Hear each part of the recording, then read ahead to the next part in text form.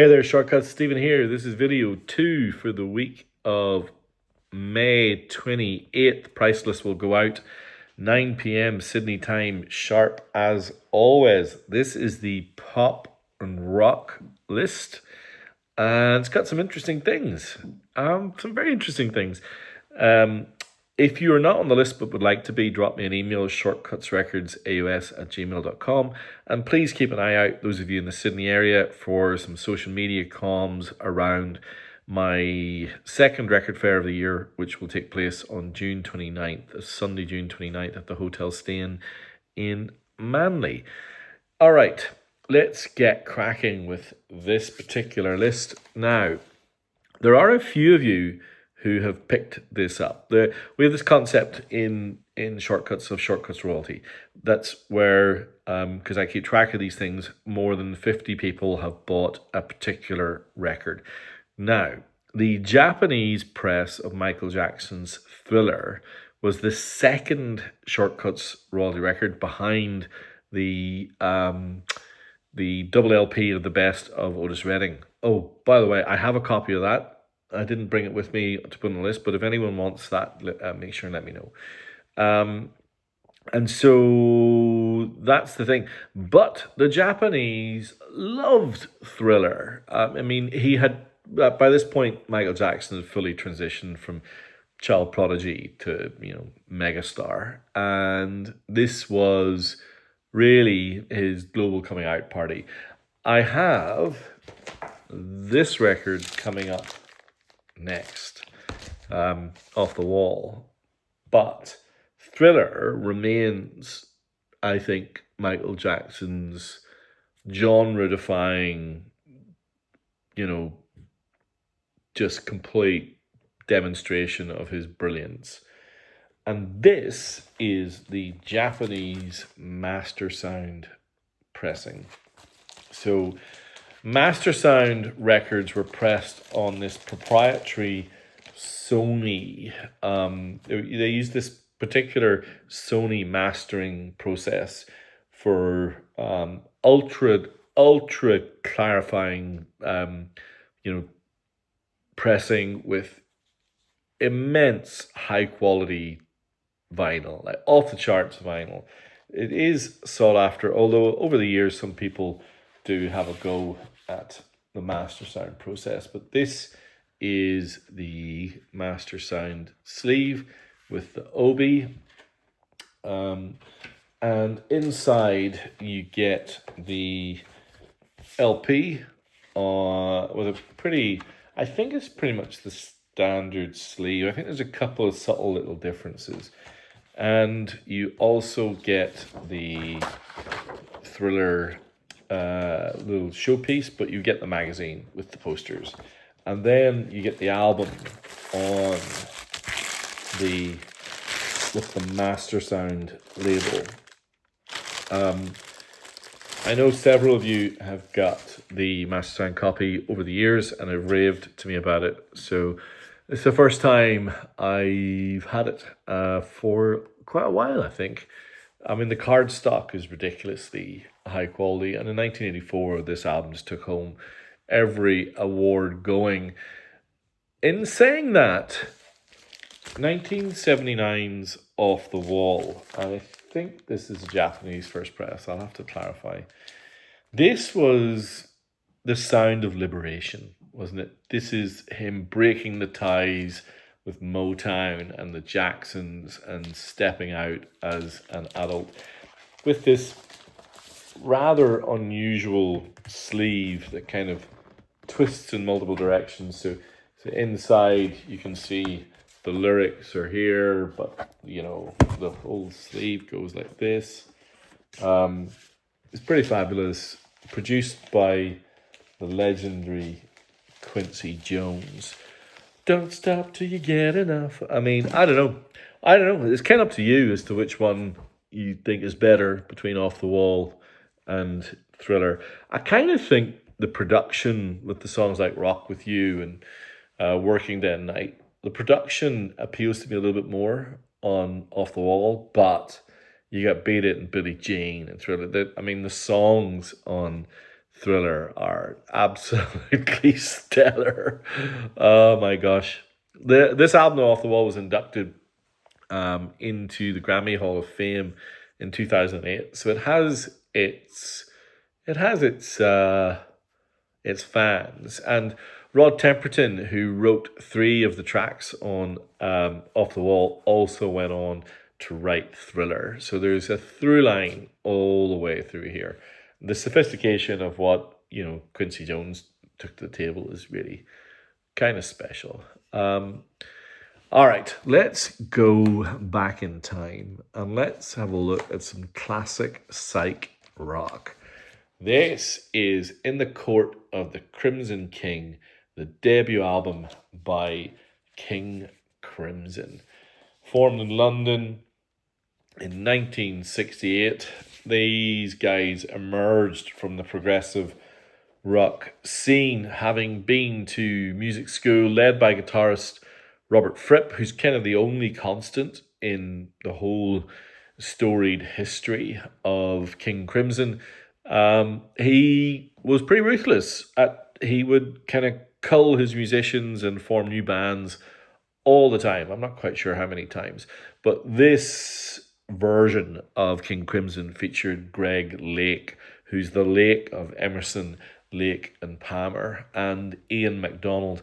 Now, Ian MacDonald was the mellotron orchestration genius that sits behind so many of the tracks that have incredible ambition.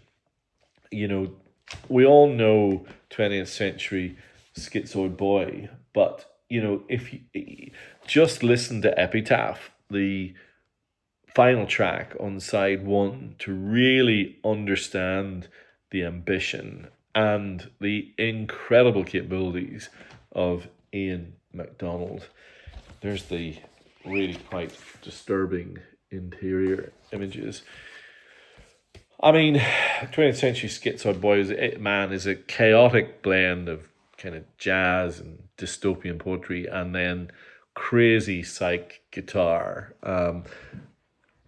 So the band is what the band is. I remember reading a long time ago, Pete Townsend called this record an uncanny masterpiece, which is a strange kind of juxtaposition of words.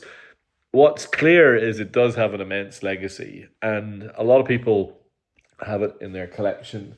Now, I need to figure out exactly what pressing this is. Let me see if there's any clues on the label. Here we go. Let's see. This looks like... Gosh, I can't tell. I can't tell if it's American or British. I think it might be British. I think it might be a British repress. But I will find out before Wednesday. Let's talk about another classic British band. I have not had this record on the list very often at all. It is Machine Head by Deep Purple, the hard cardboard gatefold Japanese first press. It is worth just reading the track list. Highway Star, Maybe I'm Leo, Pictures of Home, Never Before, Smoke on the Water, Lazy, and Space Truckin'. That side 2 might well be one of the greatest side 2s in the history of kind of classic rock. Now, it also comes with the little lyrics poster. It's kind of a triple fold out that was, I think, in most releases. And that is the label. So what do you get with this record? Well, what you get is a really powerful press. I've never heard the British first press, so I can't compare.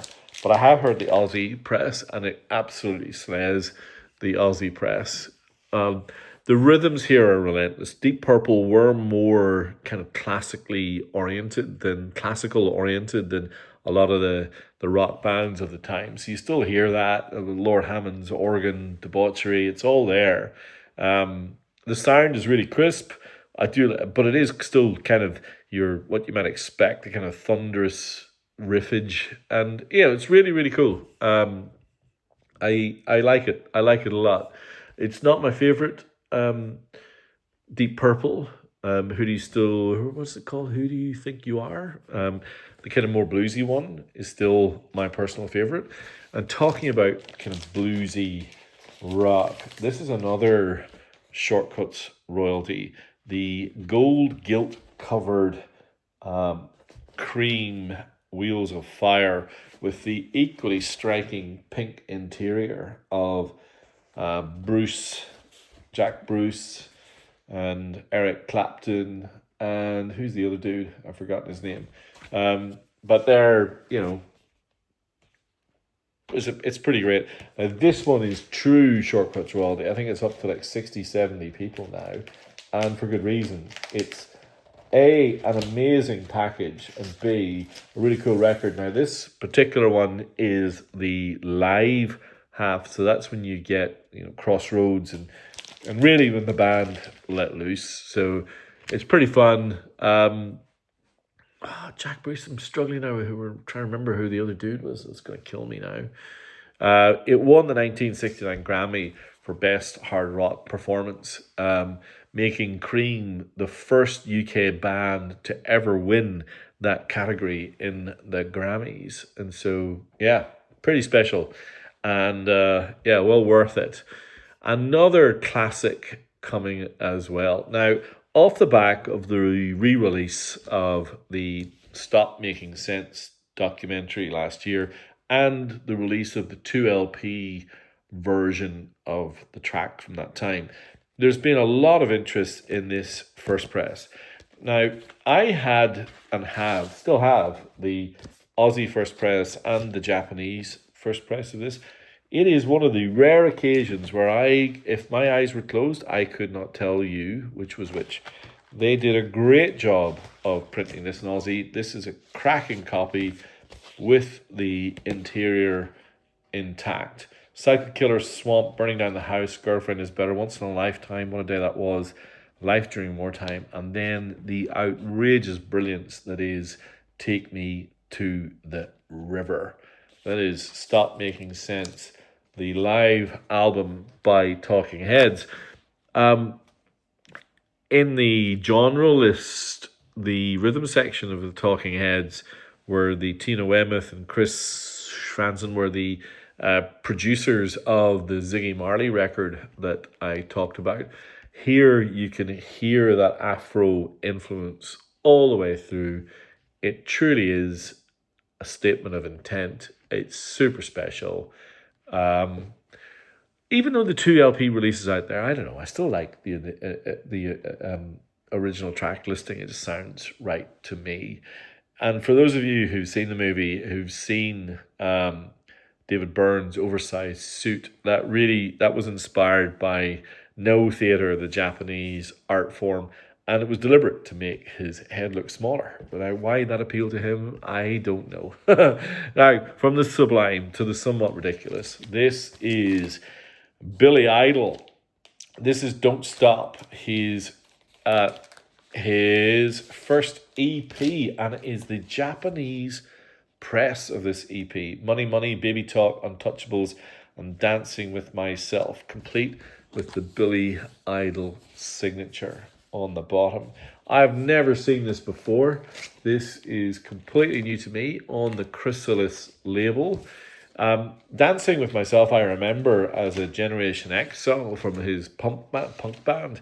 So, but I mean, everyone remembers the cover version of Money Money and how big of a hit that became. And it launched his career, and he's still going strong to this day, which is pretty incredible. Yeah, and Don't Stop. Well, he didn't stop. And he ended up with America eating out of his hands, and good on him. All right, continue on with this. This is by far the rarest record on this list. This is a French press of a German release from the Rolling Stones from 1964. Down the bottom here, you will see Made in France. This has got a compilation. You can also see, look at the Rolling Stones fan club. It Rue La Bille, Paris 17. So this record was initially a German only release of a bunch of material recorded by the Stones in the early 60s. You can see it's on the black Decca label. So it includes some Chuck Berry covers and various things. But it also includes some tracks that you cannot get elsewhere. Extended versions of songs that, you just cannot get. And so over the years, this has become very, very much a collector's item. And these Decca first presses are super, super rare, particularly in Australia. A lot of the songs from these compilations didn't see the light of day until pretty late CD compilations, and a lot of the songs weren't released in this kind of compilation form in either the US or the UK. There was kind of an overlap. This is around the time of 12 by 5, the Rolling Stones track, and there's kind of a hybrid between the second Rolling Stones album and this. But it's just weird. Look at Jagger on the front sleeve. All the rest of them staring kind of dolefully at him with his eyes shut. Yeah, it also features a mix of which one is it? It's If You Need Me, a blues track by Wilson Pickett. That you couldn't get anywhere else, and an extended version of 2120 South Michigan Avenue. There's a cover version of I Want to Be Your Man, Lennon and McCartney as well. So there you go. A true Rolling Stones rarity.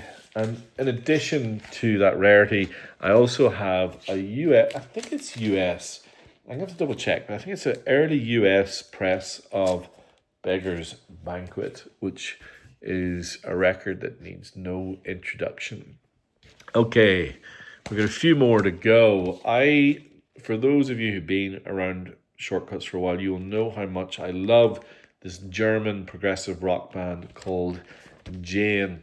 This is their second album. They were part of the krautrock movement that flourished in the early 70s, but they were not as experimental as the likes of Can. In fact, Jane were much more influenced by the likes of Pink Floyd, and you can really tell that as their career progressed. But this iconic Brain label is just masterful. They didn't really crack it internationally, but I hold them up there as good as any rock band from the 70s, and that record is a huge amount of fun. Completely overlooked, but a true hidden gem of early 70s kind of prog hard rock. I love it to bits. Now, this is a very unusual record. Ted Lucas was a Detroit-based guitarist and songwriter, and he was in cult obscurity for a really long time. He was a member of bands like the Misty Wizards and the Spike Drivers. For those of you who like your kind of garage rock from the late 60s, you'll recognize those names. But in 1975, he self-recorded and pressed privately this record called Ted Lucas. It's one half of the record is kind of acoustic, the other half is a band, and it's kind of folk and rock and kind of cosmic space rock, and only a very few original copies of that private press exist, and they go for thousands and thousands. Now, this was a repress that was done, and this, I'm pretty sure, is the Vinyl Me Please version. It comes with, I'm just going to show you this first. It comes with a story on a little sheet of the story of, it's kind of a 4-page. It tells you why this record is so rare and so sought after and so interesting. And this is the record itself. I'm just going to show you. On brown vinyl on the OM label. obviously self-recorded, so you can hear, and it sounds in places like it's a demo, but it's also kind of reminiscent of, in some ways, the likes of Bon Iver and those kind of introverted bands, introverted records. It's a true crate digger's delight. Go and have a listen. And yeah, I remember I heard of it first when Yola Tango did a cover version of "I'll Find a Way to Carry It All," um, and they kind of they thought that Ted Lucas was a kind of like a ghostly figure until the master tapes were found, and then this repress was released. But it's, yeah, very very cool and interesting record. Give it a listen. Talking about cool, interesting records, this is Tinderbox by Siouxsie and the Banshees, probably the premier gothic post-punk band by 1986. They'd evolved, though, quite far beyond punk rock, and this was more almost like, in places, shoegaze. And really, this guy, John Valentine Carruthers on guitar, was pretty awesome. The sonic palette had really expanded. I really, really like this album. It's got more of the kind of, it's still got those tribal guitars and drums, but man, I think it's just a super cool record. And I think this is a UK first press, so I'm gonna have to double check that by the time Wednesday comes around. Okay, two more to go. Actually three, but two, I'm gonna kind of combine them. This is Duty Now for the Future, the Japanese first press of the second DEVO album from Akron, Ohio, the complete art punk band of the that kind of dominated that scene in America in particular. Now, this is a little bit different to their debut, Are We Not Men? We Are DEVO. It's still wild and sci-fi and nuts, but maybe a little bit less optimistic. It's quite a dark record. So, yeah, very, very interesting. And it's really nice. These Japanese presses of DEVO are very sought after, by the way. All right, I'm running out of time, as always. I've got two very interesting records to show you. This is the Aussie first press of the debut album of Midnight Oil. We've been talking about prog on this video a lot, and this is by far and away the most prog Midnight Oil record. But I also wanted to show you this. This is Species Deceases, the Midnight Oil EP, and you can see that this copy comes complete with the original plastic bag sleeve that shows the hand on one side and the with the kangaroo, and then the swipe on the other. I haven't taken it out because I don't want to. I mean, from what I understand, this record is pretty much pristine from the person I bought it from. So whoever buys will have the pleasure of doing that themselves. So from Michael Jackson to Midnight Oil, with a big journey in between. That's the list this week. As always, please like or comment or just make contact with me so I know you're all out there and that I'm not wasting my time doing this. And I hope you found something interesting in the list, as always. Over and out. Price list will go out at 9 p.m. this Wednesday, the 28th, Sydney time. If you'd like to be on the price list, drop me an email, shortcutsrecordsaus@gmail.com. Bye.